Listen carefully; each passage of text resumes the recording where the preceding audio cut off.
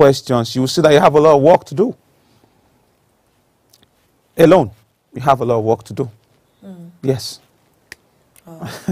That's a whole lot already to becoming a successful entrepreneur. Okay, let's come down to Nigeria. Okay. Basketball over the years in Nigeria has not really been, well, people has not really heard so many things about the basketball team of Nigeria. Luckily for us, we won against it was USA, America in the last friendly match before the Tokyo 2020 Olympic Games. So, coming down to Nigeria, what would you say about the Nigerian basketball team? What would you tell the federal government to do to revive the Nigerian basketball so that we can at least be on the same urge with the football team? Everybody's like, football, football, football. If you ask a little child, what do you want to become, a footballer? Probably because they're attracted to the pay, to the fame. So what would you tell the federal government to do about the basketball team in Nigeria? Okay, thank you very much. I think I'll start by commending the Basketball Federation. And a lot of people are quick to criticize, but very few people sit down to look for solutions. And I'm not a politician, I'm a sports person, and that's how I keep it, just strict. But I must commend the Federation with the national team, with the basketball national team, the male and the female national teams. In the past 3 or 4 years, they've done creditably well. We must commend them. And they came back with a gold medal. They've qualified for the Tokyo Olympics that just ended. Both the male and the female team. That's no small feat. Yes. And they won for the male category. They won with so many games to spare. And those came in with a lot of work from the management. That's the Nigerian Basketball Federation. However, there is a very, very big vacuum. Very big vacuum. And the vacuum is that there's a lot of concentration at the top. And there's so much concentration at the top, which is good, but the main work is at the bottom. There is no no great country specifically with regards to basketball that you don't see that they have a very structured development program, grassroots development program.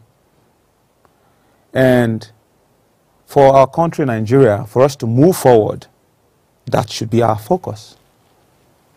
Now, if you look at the tournament, the Olympics that just ended, Nigeria took so many countries to the Olympics and all of that, and so many of them fell on the wayside and all of that. Now, you know what's happening? Some of these athletes only get into camp like a month to the tournament. Maybe they've not been able to feed, maybe they've not been able to have good shelter. And going forward, I think what the government needs to do is to identify specific agencies in this context for basketball, good academies, and partner with them where these academies will draw up developmental programs on the 10, if possible, on the 12, on the 14, on the 17, and let these kids play. When these kids play, they get to develop. The more games you play, the more you find out your faults, the more you want to be better. And in that way, the crime rate in Nigeria will also drop. It's a win-win for the government. If they see it from this perspective, we know what to do to put these things in order because we've been doing them.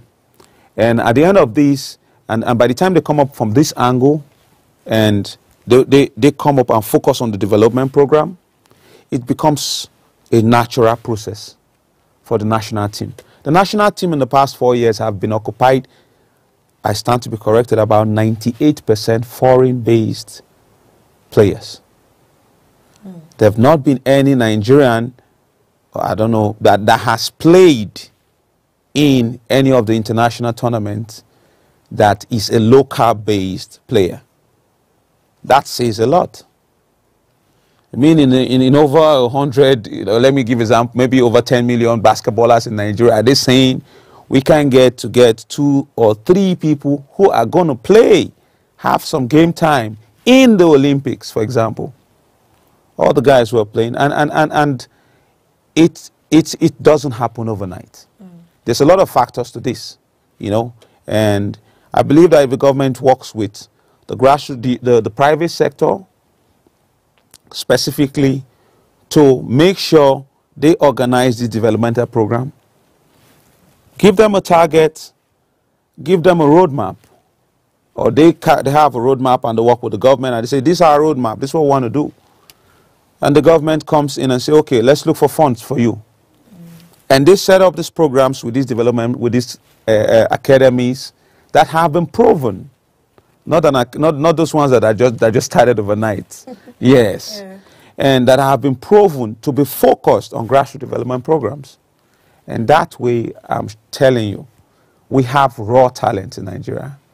We have raw, you don't need to teach them too much to know. I can tell you. I can tell you from Sokoto to Lagos to Port Harcourt to Benin, we have them. And internationally, if you look at the NBA, we have the highest. Last year draft, we had 8 Nigerians in the draft. From all over the world of 80 draft pick, 80 people, we had 8. That's 10% of the overall NBA players who were drafted were Nigerians. That's to tell you, that's to tell you, imagine over 270 countries, you have 8 people represented from a year's draft of 80 people. That tells you a lot. That tells you a whole lot. And some of them were also in Nigeria, 1 or 2 or 3 of them, like Precious Achua, and the rest of them were here as young kids. But there were no proper development programs. They had to go to the US, then where they have those structures, and they now move forward. So when you now get to see all these things, you now get to realize that this is a very, very big vacuum. And that's the only way we can solve this problem. So now, aside the vacuum on the side of the federal government, what about the